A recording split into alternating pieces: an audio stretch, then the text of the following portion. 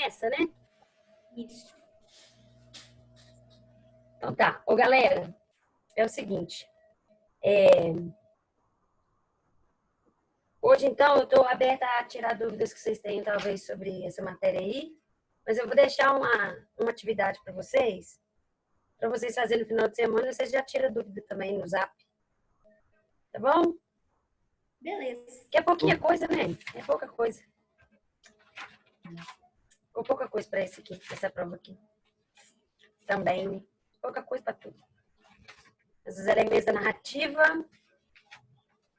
Também. Não tem nada difícil também aqui, nem elementos da narrativa. A gente já vem estudando isso desde o 8º ano. Verdade. Elementos da narrativa com narrador.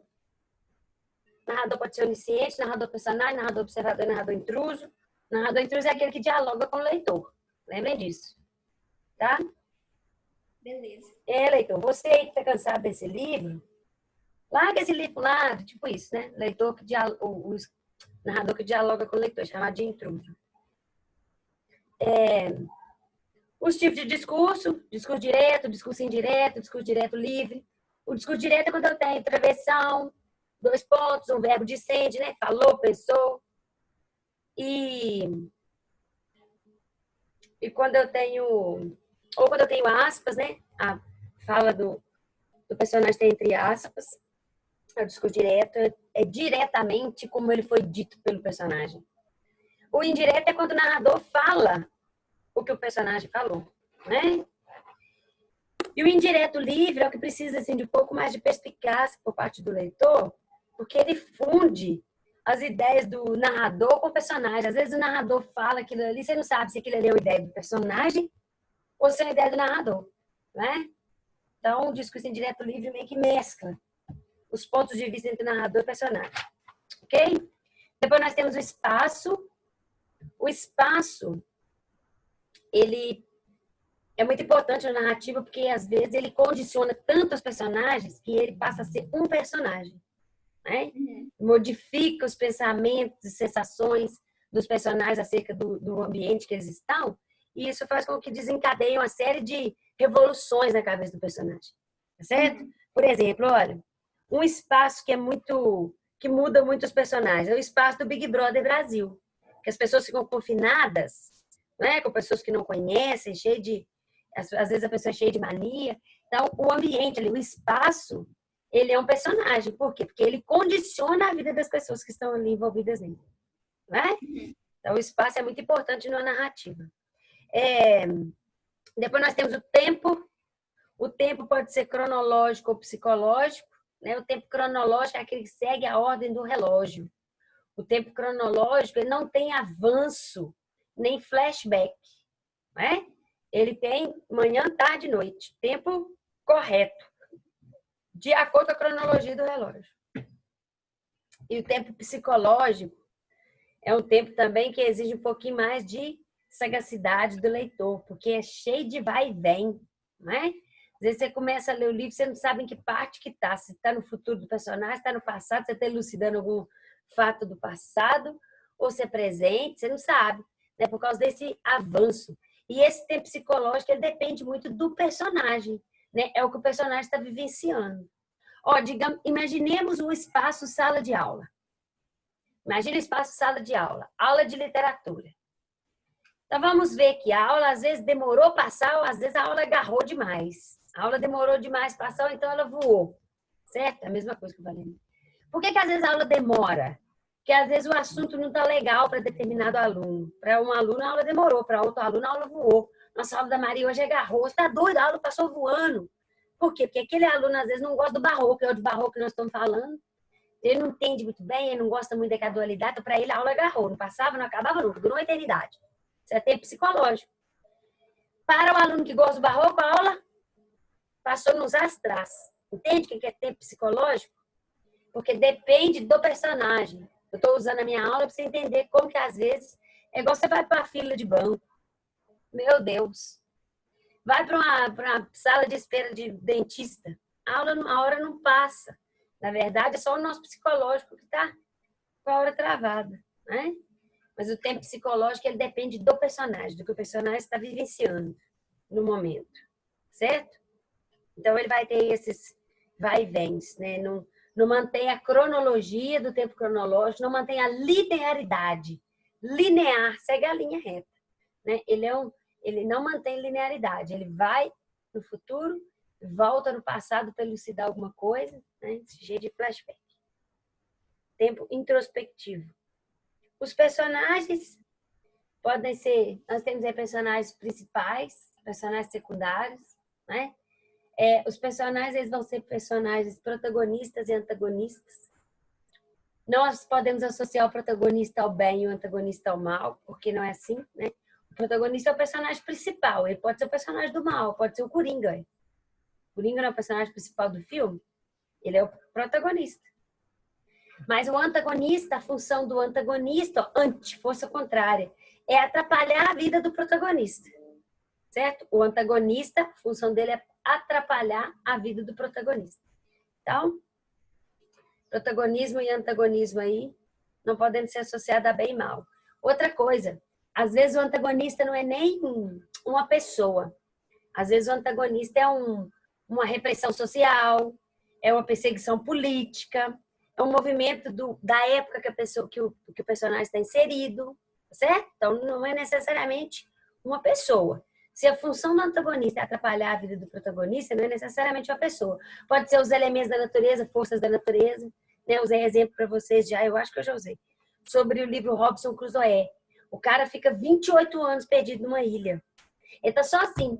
Mas quem é o antagonista dele? Os elementos da natureza. Uma tempestade que cai lá, um terremoto que deixa ele febril, doente, quase morre. Chega a ver Deus, um anjo descendo com a espada na mão, falando: você não crê em Deus, agora você vai morrer. De tanto mal que ele passou. Então, o antagonista desse protagonista, né, do Robinson Crusoe, eram os elementos da natureza. Tá certo? A própria ilha onde ele estava. Né? Depois apareceram lá os canibais, né?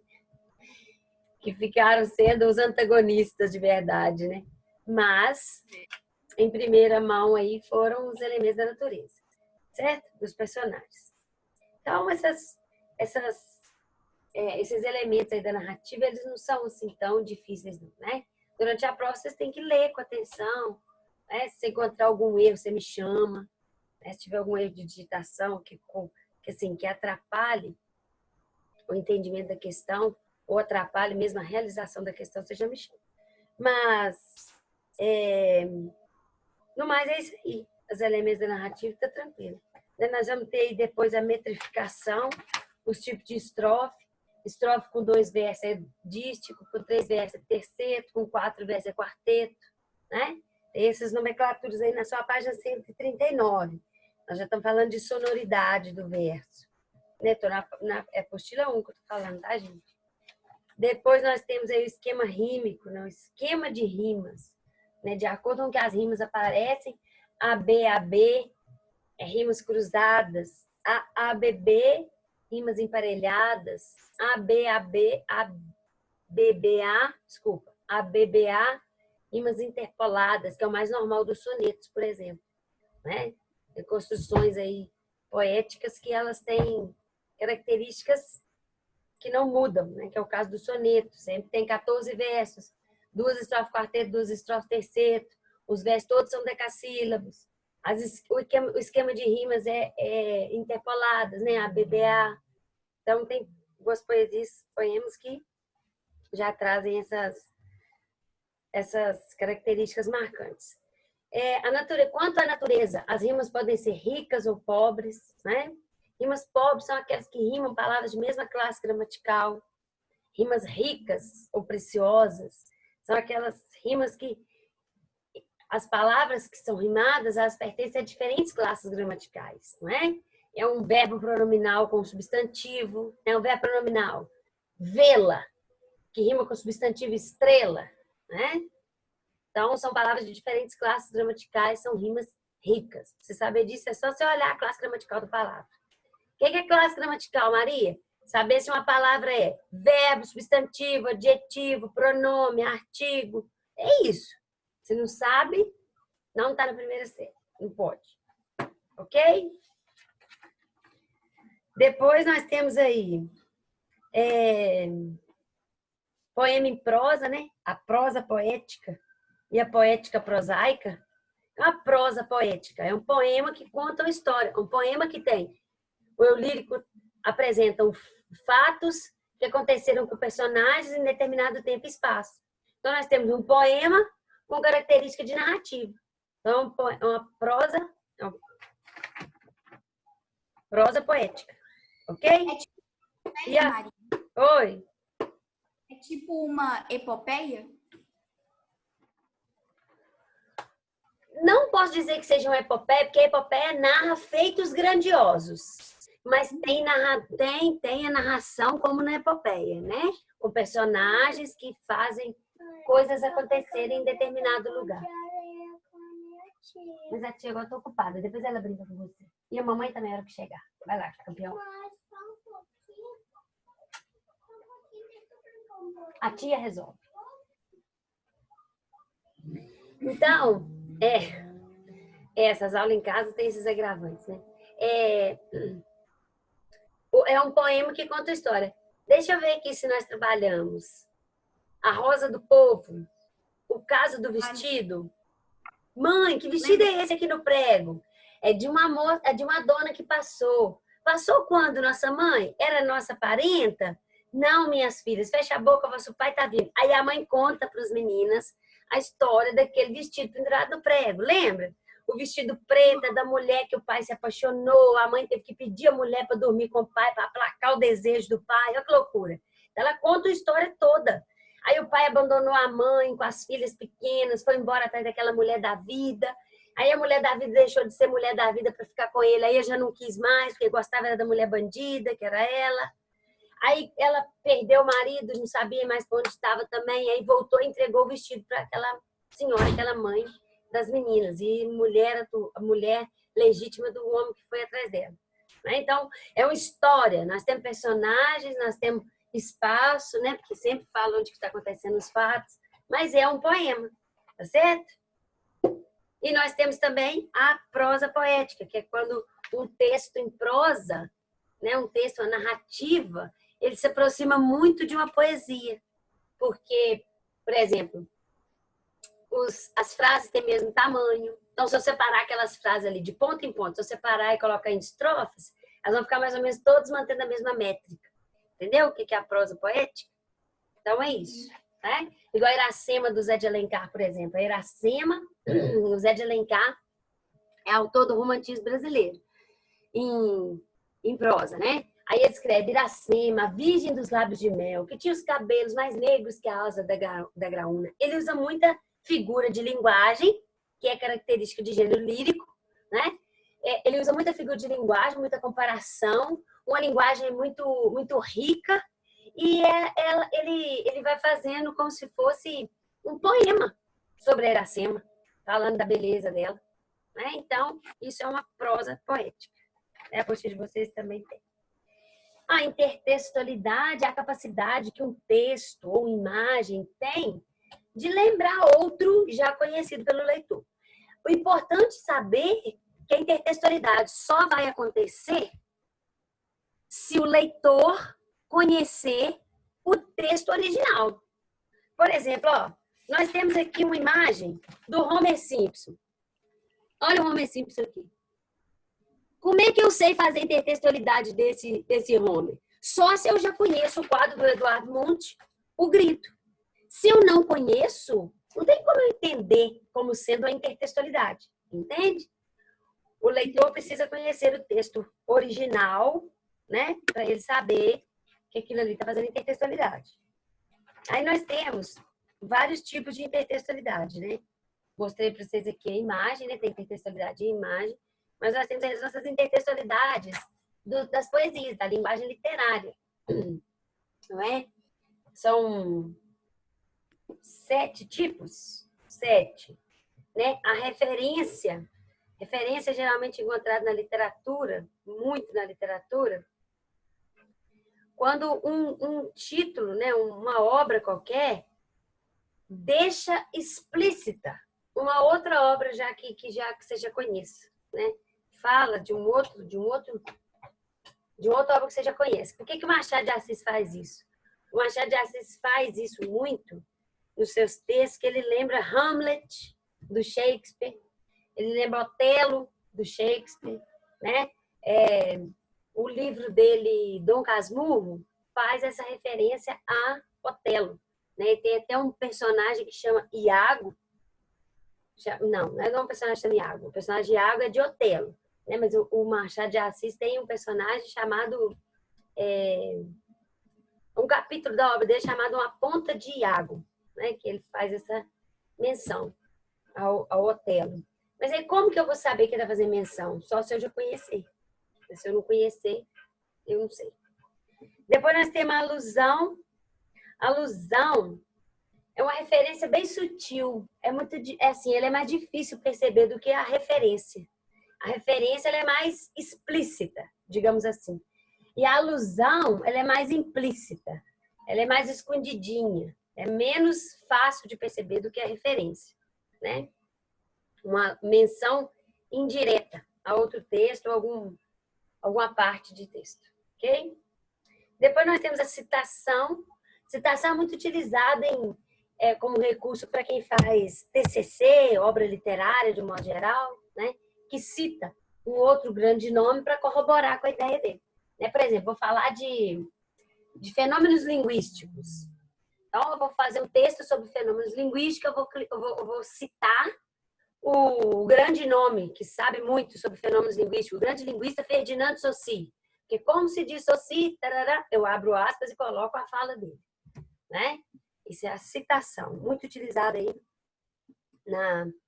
nos textos científicos, textos de divulgação científica, ou mesmo textos de formação acadêmica. Ok? Pode ser chamado também, a citação pode ser chamada também de epígrafe. Né? O poema brasileiro Minha Terra Tem Palmeiras Onde Canto Sabiá começa com um epígrafe do Goethe, que é um escritor alemão. Lá em cima, assim, no cantinho, está escrito em alemão: Conheces o país onde florescem as laranjeiras?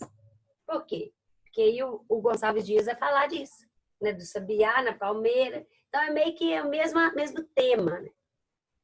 do Gonçalves Dias. Por isso que ele coloca esse epígrafe do Goethe lá em cima. Goethe é alemão, ele usa para corroborar a ideia dele, né? Tipo assim, para dar mais credibilidade à ideia dele. Entende? Depois a paráfrase, que é quando um autor modifica o texto original. Dá uma modificada, pega o texto, dá uma mexida nele, né? Não, ao invés de citá-lo como a citação, ele só modifica, mas conserva a ideia central, conserva a ideia principal do texto, né? É como se ele recontasse o texto a partir das suas ideias, mas ele mantém sua maneira de contar, mas ele mantém a ideia principal, o cerne do texto é mantido. Ok? Depois, quando o professor pede para vocês fazerem um resumo, por exemplo, aí do capítulo tal, professor de Geografia e História, faz um resumo do absolutismo monárquico. Aí você vai lá e faz um resumo. Você está fazendo uma paráfrase. Porque é a sua visão, mas você manteve, você tem que manter, você não pode fugir do tema que é o absolutismo ali. Ok? É a paráfrase. Depois nós temos a paródia. Paródia hoje você tem paródia no Gutuá, né? Paródia de filme, paródia de livro, paródia de tudo quanto há. Tem os 50 tons de cinza, aí vai fazer 50 tons de preto. Né? Tem Todo Mundo em Pânico, que faz uma paródia do Pânico. Né? O Pânico é o filme que é amedrontador, Deus me livre. Eu fico 3 noites sem dormir se eu assisto aquilo. Aí tem o Todo Mundo em Pânico, que já é uma zoação com o filme. Né? Então, essa paródia modifica a ideia central do texto e leva para um lado cômico, tá? Para o lado da graça mesmo, para o lado humorístico. A paródia tem isso daí, né? Rompe, subverte a ideia central, não mantém a ideia central como a paráfrase, mas subverte, corrompe a ideia central para já caminhar para o riso, né? Para o humor. Geralmente a gente tem na literatura contemporânea essa paródia aí para construir um retrato crítico do Brasil. Vamos falar de uma paródia, gente. Eu comentei com vocês que a Carta de Pero Vaz de Caminha ela é retomada depois por vários outros escritores brasileiros, em várias escolas literárias. Eles vão retomar vários elementos. da nacionalidade que foram ditos lá no romantismo. Por exemplo, eles retomam o índio, né? Que foram ditos na carta. O romantismo retoma o índio, retoma as belezas naturais. Depois, os escritores modernistas, Mário de Andrade, Oswald de Andrade, Manuel Bandeira, eles vão retomar o índio de novo. Aí pega o Mário de Andrade e faz o Macunaíma. Macunaíma é um índio, é o avesso do herói do romantismo.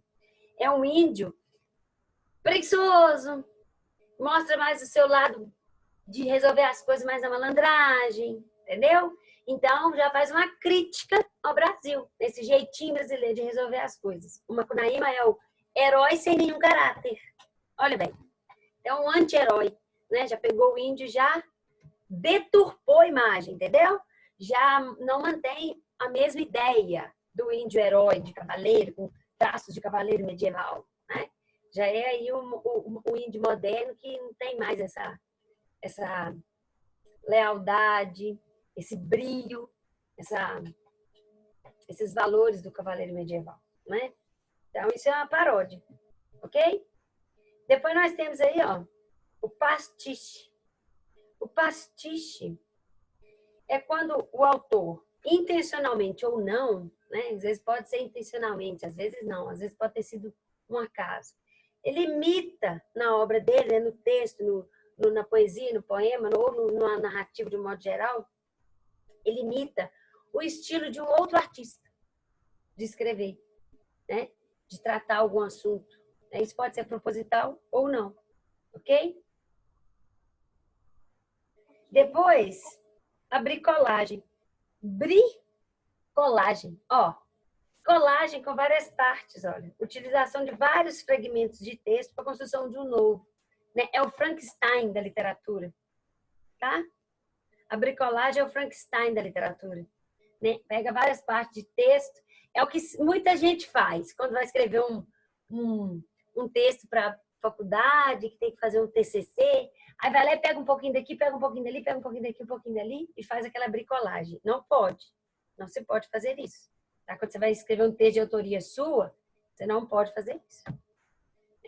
Isso aí é chamado plágio. Você copia. Você vai pegar parte de texto para fazer o seu texto, você tem que citar onde você pegou. Né? Mas essa apropriação aí de vários pedaços de textos dos autores, né, é chamada de bricolagem. Ok? Ok. Ô Maria. Oi. No pastiche, é tipo assim, quando, vamos supor que eu pego o traço que o criador dos Simpsons desenha lá e faço o meu autorretrato. Aí eu pego uma forma e mudo o conteúdo dentro daquela forma. Isso aí. Isso mesmo. Falando de desenho, né? Isso aí. De imagem. Então, no pastiche, tipo, literário, quando foi escrito, a gente pega algum jeito de falar ou de escrever de algum autor e reproduz? Isso. Por exemplo, ó, eu vou pegar um autor contemporâneo aí que utiliza linguagem regionalista, aquela fala truncada, que o personagem tem a fala truncada. O que é fala truncada? Não. Pois é, eu já fui. Frases curtas. Períodos em que as orações não são subordinadas, são só orações coordenadas, né? Aquela fala toda fragmentada. Então, eu vou fazer um texto, eu vou escrever uma obra, eu vou também fazer isso. Eu vou colocar o meu personagem com essa fala truncada, para mostrar que o povo do Bom Jesus de Realeza não consegue muito bem dominar a linguagem para falar. Então, eles têm a fala truncada. Então, eu vou usar isso para escrever. Então, eu estou mimetizando, ou seja, eu estou imitando o jeito do autor lá, o José Lins do Rego, o Graciliano Ramos, de escrever. Entendeu? Entendi. E a alusão, Maria? Você tem algum exemplo para alusão? Eu não consegui pensar Um em exemplo nada. de alusão? Um exemplo de alusão? Deixa eu ver aqui, que a gente faz isso demais no dia a dia. Ó, por exemplo, Uma alusão que a gente faz. Deixa eu lembrar aqui de uma alusão do dia a dia. Por exemplo, eu me juntar com mais alguns amigos, vestir de preto com óculos preto. Eu tô fazendo uma alusão a MIB, Homem de Preto, tipo isso, entendeu? Dois amigos. Não alguma coisa que... É uma coisa bem sutil, não é uma coisa muito escancarada. Por exemplo, se eu tiro foto atravessando uma faixa, aí é uma referência aos Beatles, entendeu? Mas uma foto de vestido de preto com óculos pretos seria uma alusão a MIB, entende? Uma coisa bem assim, uma coisa que tem que ser muito esperto para poder perceber que você está fazendo uma referência. É uma referência, mas não é uma referência escancarada. Tô entendendo. Okay? Tá bom? Ok. Mais alguém, gente? Tem dúvida? Ninguém tem dúvida, não? Se vocês quiserem falar, o bate-papo tá aberto aqui, não tá, não? Deixa eu ver. Tá. O Marcos falou que do Hermanoteu. O que seria o Hermanoteu, Marcos? Referência? O que ele tá falando? Pode ser o Hermanoteu. Marcos, me ajuda aí. Paródia. Paródia. Demais, né? O Hermanoteu parodia tudo enquanto há, né? O Hermanoteu é uma paródia. Por isso que provoca o riso, né? Por isso que o Hermanoteu provoca tanto riso. Certo? Ali no Hermanoteu você vai ver muita intertextualidade, né? Falar da Bíblia, ele faz intertextualidade também. Tem uma parte do Hermanoteu que ele faz uma referência, mas ele faz uma alusão também. Que é aquela hora que ele fala assim, o anjo fala assim, eu nunca vi um servo de Deus tão desacreditado em toda a minha vida. Aí o outro fala assim, e a bispa da Renascer? Que era uma coisa que estava no auge na época, eles fugiram com milhões de dinheiro dentro da Bíblia. Miami, né? Quer dizer, ele mostra que ela foi embora. Ele fala, é uma referência, mas aí ele só faz uma alusão, né? Que ela, foi embora com dinheiro, né? Voou com o dinheiro do povo, dos fiéis. É isso aí. Nas artes a gente percebe muita intertextualidade, né? Tudo. Olha, dizem que a gente não consegue produzir um texto puramente mais. Porque tudo que você fala, tudo que você escreve, todos os seus textos orais, eles têm característica de outras coisas que você já ouviu, claro. Até porque a gente usa para falar e para escrever, para produzir texto de um modo geral, que seja escrito ou oral, né? Nossa linguagem verbalizada, a gente se vale das nossas experiências que a gente já tem. A gente já tem um vocabulário internalizado que ele é baseado nas experiências vividas. E se são baseados nas experiências vividas, são baseados em outras obras que a gente já leu, de outras coisas que a gente já participou, que a gente já tem conhecimento. Não existe um texto puramente mais. Todo texto, até a linguagem que você fala aqui, até o seu texto oralizado, ele já não é mais puro, ele tem uma intertextualidade, claro. Né? Que você vai colocando em prática tudo que você vai aprendendo. Não é isso? Então é impossível produzir um texto puramente, sem que ele faça um tipo de intertextualidade qualquer. Nem que seja a tal da alusão, hein?